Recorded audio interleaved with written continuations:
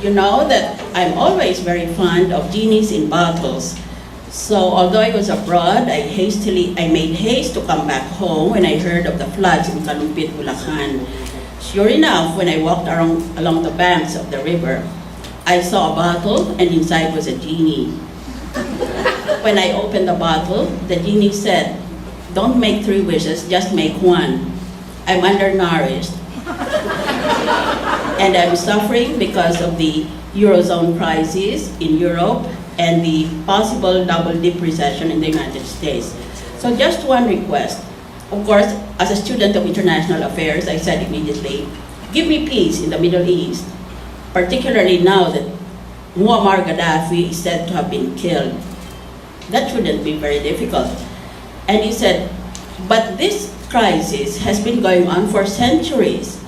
I do not have the energy reserves to solve that kind of crisis." So I said, well, if you cannot give me peace in the Middle East, make the Philippine Senate stop its so-called inquiries in aid of legislation.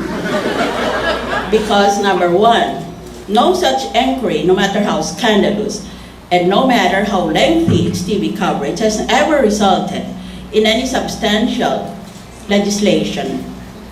So it does not serve its constitutional purpose. Number 2, when these senators conduct their investigations, they are brazen about their ignorance of the rules of court. That should be a crime in itself. To display your ignorance so unabashedly and with full confidence just because you are wearing a Western suit speaks of the mentality that sometimes, I'm afraid, dominates the Philippine Senate. Number 3, these senators are serving not as senators of the Republic when they're conducting these so-called public hearings on television. They're serving as subordinates of fiscals. Because when they end their investigations, all that they can possibly do is make a recommendation to the office of the Ombudsman. And the Ombudsman simply assigns it to one of her prosecutors or people we used to call fiscals. So, in effect, therefore, the proceedings of any Senate investigation has no weight in our judicial system. It's zero capability for judging what justice should be administered. We are acting, in effect, when we conduct these scandalous hearings, a fiesta of legal ignorance. We are conducting, in effect, preliminary work for the preliminary investigation of an ordinary fiscal. That's what we're doing. But you cannot stop these senators because, as I've said on another occasion, the process of legislation is not telegenic. You don't want to see us studying our papers, delivering academic or theoretical or well-researched analysis on the present conditions that beset our country. Dean Pangalangan mentioned that he was present when I delivered my sponsorship speech on the International Criminal Court, particularly the Rome Statute, and when I tried to defend it during the debates, that is to say, during the period of interpellation from my colleagues. He described my demeanor at that time as firm and gracious. That is not true. I was not firm, I was angry.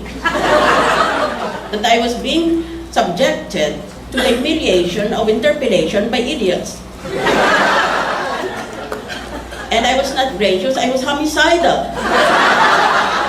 I wanted to kill them with my bare hands. How dare you impugn the wisdom of decades of the brightest minds in the whole judicial system of the entire planet after reading only 10 minutes in your offices. Well, I will never stop these comments, but I will tell you that when the Genie heard I wanted the Senate to stop these legislative investigations, he said immediately, stop the televised public hearings of the committees in the Senate and even in the House of Representatives? I'd rather bring peace to the Middle East. Yan ang kaya ko. Hindi ko na talaga kaya yung Senado, kaya pupunta na lang sana ako sa The Hague. Where I will probably be expelled. My speech is Advancing Philippine Contributions to International Criminal Justice. The Rome Statute of the International Criminal Court. The Philippines made a signal contribution to the globalization of international justice when it ratified the Rome Statute of the International Criminal Court, which will come into force on 1 November 2011. The Philippines was the 117th state party, and today the Rome Statute has 118 state parties. Our membership in the International Criminal Court is nothing less than a signal contribution because the court is arguably the most important institutional and innovation since the founding of the United Nations. The court is a creature of the human rights agenda, which, unknown to many, has been scrupulously followed since 1935 by the Philippine Constitution. As a benchmark in the progressive development of international human rights, the court represents a triumph of international criminal justice by establishing individual criminal liability for those responsible for serious violations of the Rome Statute. The salient features of the Rome Statute are as follows.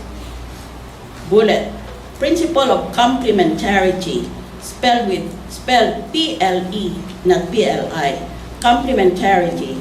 The court will act only as a court of last resort. It acts only in exceptional cases where a court has failed to bring justice because that court is unwilling or unable to investigate and prosecute those who have the highest responsibility for the most serious crimes of concern to the international community. Kaya nakikita mo na dito na kung merong ginawang kasalanan dito sa nakalista na mga jurisdiction ng ICC, ang magbibista niyan ay ang korte doon sa bayan na yon, hindi ang International Criminal Court in The Hague. International Criminal Court, as I said, is a court of last resort. Pag hindi mo mabigyan ng katarungan ang akusado, ayaw mo o kaya hindi mo kaya, ay saka pa lang yan pupunta sa ICC. Kaya maling-mali yung mga pinagtatanong sa akin sa Senado. Kasi hindi sila marunong magbasa. Akala ko that literacy is not even a requirement of the Philippine Constitution because we all presume with free elementary and high school education in our Constitution that everybody is literate. That's why we don't even demand that a voter must be literate. Eh, basahin mo lang, nakalagay naman maliwanag doon nang magbibista ang bansa kung saan nangyari yung mga krimen na sinasabi. Hindi naman iyan dadalhin kaagad sa The Hague. Kaya bakit tatanungin ako? Aren't you concerned that ordinary Filipino soldiers and policemen will be brought to trial in The Hague in the International Criminal Court? And I had to answer that question seriously. Ang gusto ko talagang sagutin ay, how about I just mash your teeth in?